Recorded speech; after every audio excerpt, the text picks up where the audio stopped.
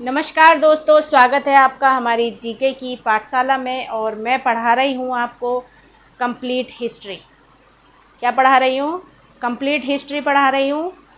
और कैसे हैं आप सब लोग? उम्मीद है आप सब अच्छे होंगे और स्वस्थ होंगे और मेरी क्लास देख रहे होंगे। तो दोस्तों, थोड़ी सी मेरी तबीयत ख़राब थी, इसलिए मैं आपकी क्लास पूरी नहीं ले पा रही थी। थोड़ी छोटी ही क्लास ले रही थी। और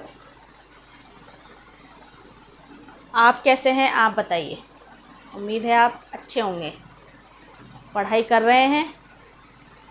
और जितने भी पहले के नोट्स हैं आप उन्हें पढ़ रहे हैं।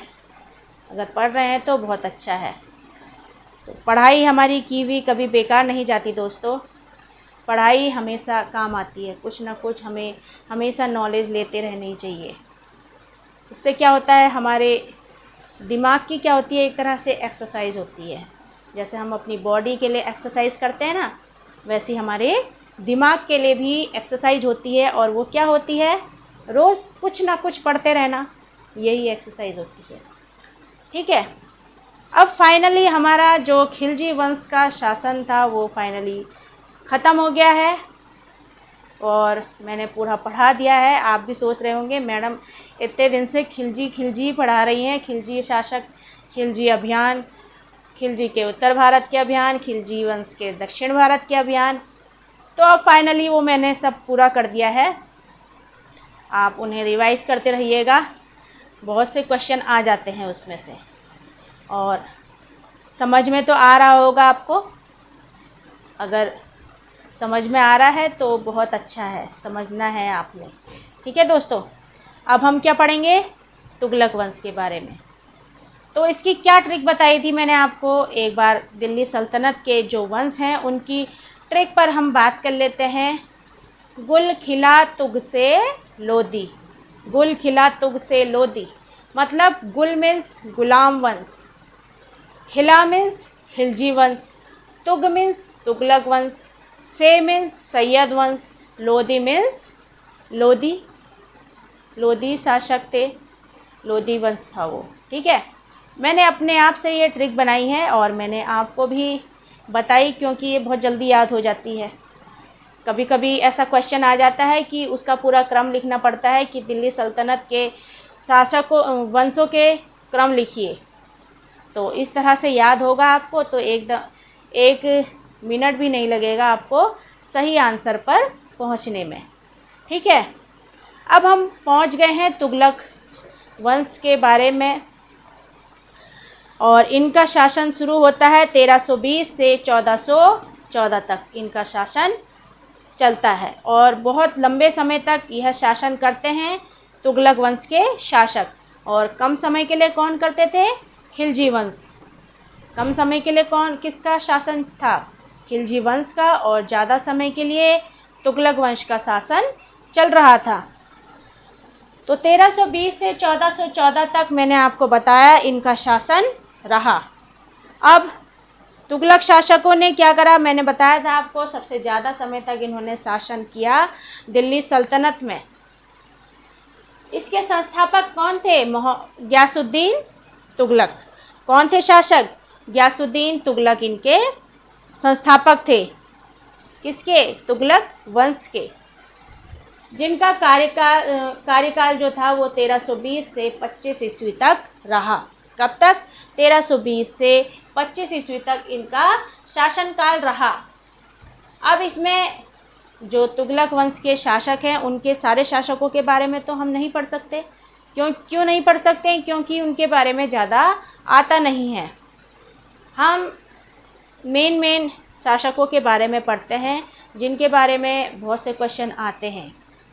ठीक है दोस्तों, जैसे गयासुद्दीन तुगलक, मोहम्मद बिन तुगलक, फिरोज शाह तुगलक, इन शासकों के बारे में ज़्यादा आता है। ठीक है दोस्तों। अब जो प्रमुख शासक थे मैंने आपको बताया, गयासुद्दीन तुगलक, मोहम्मद बिन तुगलक और फिरोज शाह तुगलक। ठीक है। गयासुद्दीन तुगलक का जो शासनकाल रहा वो 1320 से 25 ईस्वी तक रहा। मोहम्मद बिन तुगलक का शासनकाल 1325 से 1351 ईस्वी तक रहा। फिर फिरोज शाह तुगलक का शासनकाल 1351 से 1388 ईस्वी तक रहा। ठीक है। अब तुगलक वंश का जो अंतिम शासक होता है वो है नसीरुद्दीन महमूद तुगलक। कौन है? नसीरुद्दीन महमूद तुगलक जो है वो तुगलक वंश का अंतिम शासक था। अब जो तुगलक काल में क्या कार्य ज़्यादा हुए, तो वहाँ प्रशासनिक कार्य ज़्यादा हुए। गयासुद्दीन तुगलक ने भी अनेक कार्य किए। देखते हैं उन्होंने क्या क्या कार्य किए। तो गयासुद्दीन मोहम्मद तुगलक के बारे में हम पढ़ते हैं। ये अलाउद्दीन के समय, अलाउद्दीन खिलजी था ना, उनके समय दीपालपुर का सूबेदार था। किसका? दीपालपुर का सूबेदार था। तो दोस्तों ऐसा होता है ना, जैसे किसी का शासन चल रहा है, अब छोटे छोटे क्या होते हैं? शासक होते हैं। कैसे ये मतलब उभर कर आते हैं, इसके बारे में मैं आपको बता रही हूँ कि जैसे अभी किसका शासन चल रहा है? खिलजी वंश का शासन चल रहा है।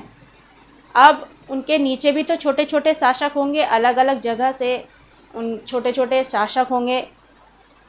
तो जब इन्हें पता चलता है कि अब खिलजी वंश का फाइनली अंत होता जा रहा है, तो अब क्या करना है?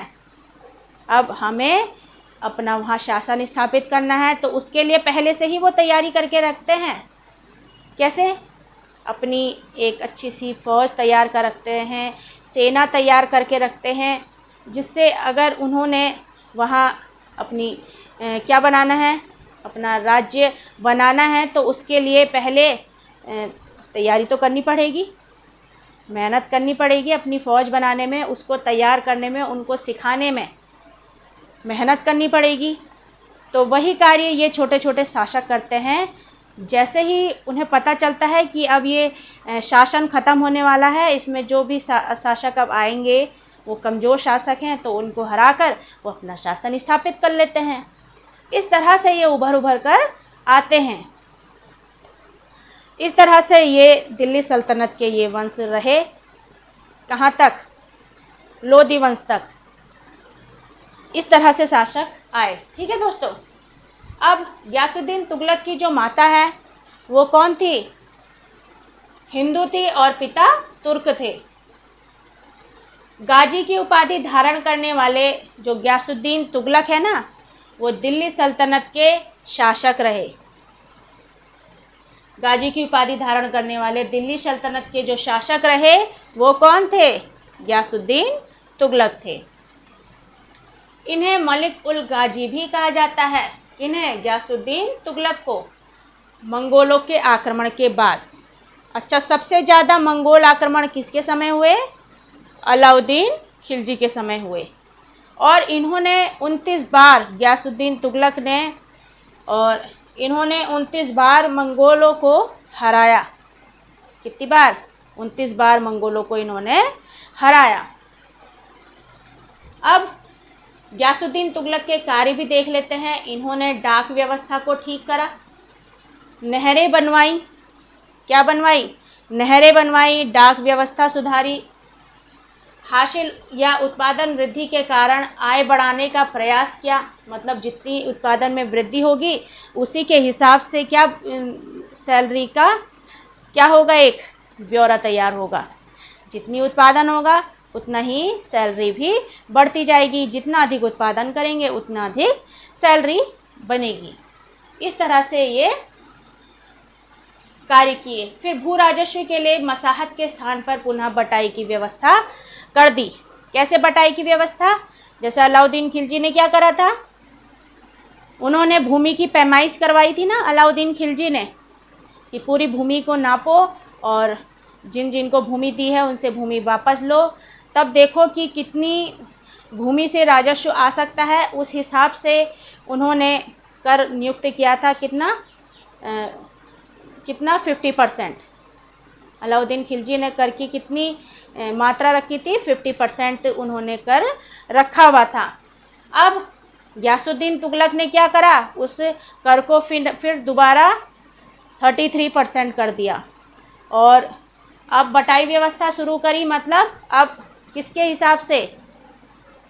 मतलब एक तरह से बटाई व्यवस्था जो है, एक तरह से कहेंगे कि आइडिया, जितना भी तुम्हें आइडिया होता है कि जितनी भूमि है, हिसाब किताब नहीं रखना भूमि का, जितनी भी भूमि है उस भूमि के अनुसार 33% आप किसको दे दीजिए, राज्य को दे दीजिए, बस, और कुछ हिसाब किताब नहीं लेना।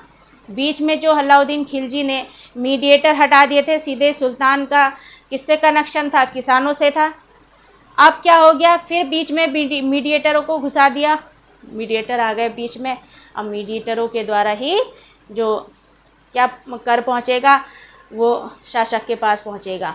ठीक है, देखिए, मध्यस्थों की पुनः नियुक्ति कर दी, भू राजस्व पुनः 33% कर दिया। गियासुद्दीन तुगलक को अमीरों का सबसे ज़्यादा सहयोग मिला, और जो अलाउद्दीन खिलजी था उसने क्या करा था, अमीरों से, उलेमाओं से क्या कर ली थी, भूमि वापस ले ली थी, पता है ना आपको, उनसे भूमि वापस ले ली थी, और उसके वो क्या बन गए थे, एक तरह से शत्रु बन गए थे अमीर और उलेमा वर्ग के लोग। ठीक है, फिर सबसे ज़्यादा सहयोग अमीरों का मिला था गियासुद्दीन तुगलक को शासक बनने में। अब मसाहत का मैंने आपको मतलब बता दिया कि भूमि की पूरी पैमाइश करने के बाद भूमि का निर्धारण करना, ये था मसाहत। गियासुद्दीन ने इसे पुनः बटाई व्यवस्था में बदल दिया, जहां अनुमान से, कभी कभी कोई वर्ड याद नहीं रहता, इसलिए थोड़ा सा क्या हो जाता है, सोचने पे इंसान मजबूर हो जाता है। तो वो अनुमान सोच रही थी मैं, अनुमान मेरे उस टाइम पे नहीं आ रहा था सोच में। ठीक है, तो क्या करा गया, जहां अनुमान से उपज का हिस्सा लिया जाता था, है ना दोस्तों। क्या हुआ कि गियासुद्दीन ने जो बटाई व्यवस्था है उसे, मसाहत को फिर से बटाई व्यवस्था में बदल दिया, और अनुमान से मतलब जितनी भी उपज हो रही है आप उस हिसाब से दे दीजिए, ऐसा गियासुद्दीन तुगलक ने कहा। अब सूफी संत जो निजामुद्दीन औलिया हैं, जो निजामुद्दीन औलिया है ना, उनका गियासुद्दीन तुगलक से विवाद था। क्यों था, क्योंकि इनको ना कुछ भूमि से धन स्वरूप कुछ मिला था, संपत्ति मिली थी इन्हें, किसको, निजामुद्दीन औलिया को। और जब गियासुद्दीन तुगलक ने मांगी तो इन्होंने कहा कि हमने वो सारी संपत्ति दान में दे दी है, ऐसा निजामुद्दीन औलिया ने कहा। तो गियासुद्दीन तुगलक को क्रोध आ गया, इस वजह से थोड़ा इनके बीच में विवाद था। और जब यह क्या करते हैं गियासुद्दीन तुगलक, जब एक विद्रोह को ख़त्म करके वापस आते हैं तो निजामुद्दीन औलिया को खबर भिजवाते हैं कि मेरे दिल्ली आने तक आप दिल्ली को छोड़कर चले जाइए, ऐसा बोलते हैं। क्या, जब तक मैं दिल्ली नहीं आ जाता, मतलब मेरे दिल्ली आने तक आप दिल्ली को छोड़कर चले जाइए। तब कहाँ होता है वो, गियासुद्दीन तुगलक बंगाल में एक विद्रोह को समाप्त कर रहा होता है। क्या कर रहा होता है, बंगाल एक विद्रोह को ख़त्म करके वापस आता है, वो बंगाल में जाता है। ठीक है, तो फिर इसके बदले में जब निजामुद्दीन औलिया रिप्लाई करता है, उसके मैसेज का रिप्लाई करता है, मतलब जवाब देता है कि हनूज दिल्ली दूर अस्त, हनूज दिल्ली दूर अस्त, मतलब दिल्ली अभी बहुत दूर है, दिल्ली अभी बहुत दूर है, अभी तो आप बंगाल में ही हैं, अभी आप थोड़े ही आए हैं दिल्ली। उन्हें क्या होता है, इन्हें ना पता चल जाता है पहले से, कुछ होते हैं ऐसे जिन्हें क्या होता है, आध्यात्मिक ज्ञान होता है कुछ, तो पहले से कुछ इन्हें पता चल जाता है कि क्या होने वाला है। कुछ लोग होते हैं ऐसे, तो शायद इन्हें पता चल गया था कि हनूज दिल्ली दूरस्त, तो उनकी ये कथन जो है सत्य हो गया। अब कैसे हुआ देखते हैं। गियासुद्दीन तुगलक का जो बेटा है मोहम्मद बिन तुगलक, जिसे जौना खां भी बोलते हैं, क्या बोलते हैं, जौना खां बोलते हैं, तो अपने पिता का स्वागत करने के लिए इन्होंने तुगलकाबाद में एक आयोजन किया, मोहम्मद बिन तुगलक ने। अब जो आयोजन किया, तो आयोजन करने के टाइम पे उन्होंने अपने पिता के लिए एक लकड़ी का महल बना दिया। किसका, लकड़ी का महल बना दिया। तो दोस्तों आपको थोड़ा लग रहा है ना कि मतलब क्या ज़रूरत थी महल बनाने की? क्या उनका महल नहीं होगा? होगा ना। ये सिर्फ क्या था, अपने आप को शासक बनाने के लिए एक योजना थी, सोची समझी। अब उन्होंने लकड़ी का महल बना दिया कि आयोजन हो रहा है, स्वागत हो रहा है, तो वो भी चले गए और हाथी पर सवार होके चले गए। अब हाथी तो आपको पता है ना कितने भारी होते हैं, कितना वेट होता है उनमें। अब जब हाथी अपना एक पैर रखेगा तो क्या वो लकड़ी का महल बच जाएगा? नहीं बचेगा। तो ऐसा ही हुआ, हाथी में बैठकर आ रहे थे गयासुद्दीन तुगलक। ये देखिए, गयासुद्दीन तुगलक जब हाथी में बैठकर आते हैं ना बंगाल से, तो हाथी के द्वारा वह लकड़ी का महल टूट जाता है ना। अब जब वह लकड़ी का महल टूट जाता है तो गयासुद्दीन तुगलक वहीं मर जाता है। अब कब होती है इनकी मृत्यु? 1325 ईस्वी में।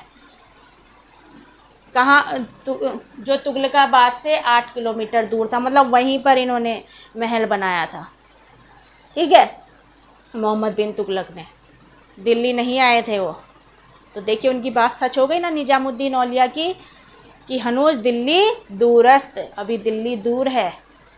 और इस तरह से 1325 ईस्वी में गयासुद्दीन तुगलक की मृत्यु हो जाती है और दिल्ली के पास में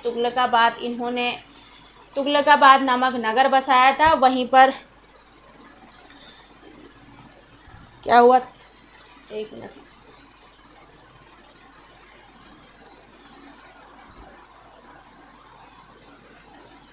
हाँ, दिल्ली के पास में तुगलकाबाद नामक इन्होंने नगर बसाया था। और गयासुद्दीन तुगलक ने 56 कोट दुर्ग भी बनाया था रोमन शैली के द्वारा। कौन सा? 56 कोट दुर्ग रोमन शैली के द्वारा इन्होंने बनवाया था। तो थोड़ा सा हम फिर से रिवीजन कर लेते हैं और एक तरह से क्या करते हैं, छोटे छोटे क्वेश्चन जो हैं वो हमें जल्दी से याद हो जाएंगे। ठीक है दोस्तों, तो तुगलक वंश जो शुरू होता है, उनका पूरा शासनकाल कब से कब तक रहता है? 1320 से 1414 तक। और सबसे ज़्यादा समय तक शासन किसने किया? तुगलक शासकों ने किया। गयासुद्दीन तुगलक जो है, जिनका काल था 1320 से 25 ईस्वी तक। ठीक है दोस्तों, और प्रमुख शासक तो आपको पता ही हैं, गयासुद्दीन तुगलक, मोहम्मद बिन तुगलक, फिरोज शाह तुगलक। अंतिम शासक कौन होते हैं? नसीरुद्दीन महमूद तुगलक। गयासुद्दीन तुगलक ने भी अनेक प्रशासनिक कार्य करे थे। और गयासुद्दीन तुगलक जो हैं वो अलाउद्दीन के समय क्या थे? दीपालपुर के सूबेदार थे। इनकी माता हिंदू थी, पिता तुर्क थे।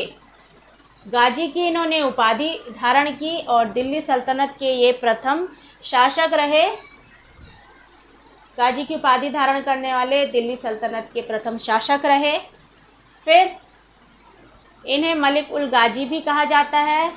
इनके कार्य देख लीजिए, डाक व्यवस्था को इन्होंने ठीक किया, नहरों का निर्माण करवाया, हासिल मतलब उत्पादन वृद्धि के कारण जितनी भी आय होती है उनको बढ़ाने का इन्होंने प्रयास किया। ठीक है, भू राजस्व के लिए मसाहत के स्थान पर पुनः बटाई व्यवस्था शुरू करी। मतलब मसाहत पैमाइश की जो प्रक्रिया थी कि पूरी भूमि को नापना है तब राजस्व लेना है, वो उन्होंने कहा कि अब अनुमान के हिसाब से आप हमें हिस्सा दे दीजिएगा। तो वो बटाई व्यवस्था थी इनकी। भू राजस्व पुनः इन्होंने 33% कर दिया। मध्यस्थों की फिर पुनः नियुक्ति कर दी, किसानों के और राजाओं के बीच में मीडिएटरों की इन्होंने नियुक्ति कर दी। गयासुद्दीन तुगलक को अमीरों का सबसे ज़्यादा सहयोग मिला शासक बनने में। ठीक है, बटाई व्यवस्था बता दी है मैंने आपको और मसाहत का मतलब भी मैंने बता दिया है। फिर निजामुद्दीन औलिया से गयासुद्दीन तुगलक का विवाद था और निजामुद्दीन औलिया को खबर भिजवाते हैं कि आप दिल्ली छोड़कर चले जाइए मेरे दिल्ली आने से पहले। ऐसा किसने कहा था? गयासुद्दीन तुगलक ने कहा था। निजामुद्दीन औलिया कहता है कि हनूज दिल्ली दूर अस्त, अभी दिल्ली दूर है। फिर निजामुद्दीन औलिया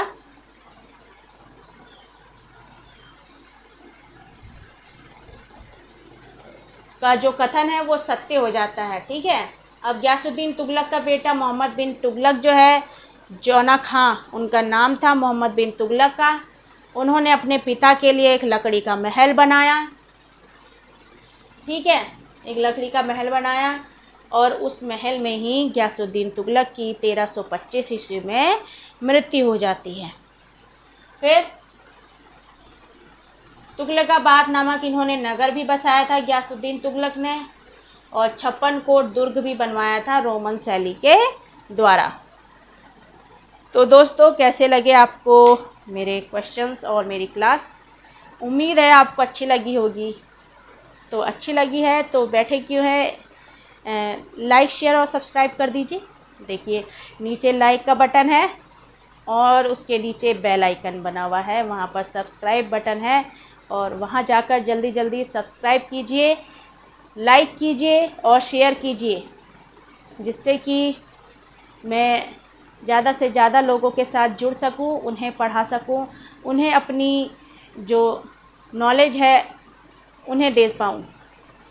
ठीक है दोस्तों, तो आप सबकी मदद, सपोर्ट चाहिए, जिससे कि मैं ज़्यादा से ज़्यादा लोगों को पढ़ा पाऊँ। जिन्हें थोड़ा समझ में नहीं आता है उन्हें भी ये क्लास समझ में आ जाए। अपनी तरफ से मैं पूरी कोशिश करूँगी और आप भी मेरा सपोर्ट कीजिएगा और अपना ध्यान रखिएगा, स्वस्थ रहिएगा और खुश रहिएगा। मिलते हैं आपसे अपनी अगली क्लास में। Thank you.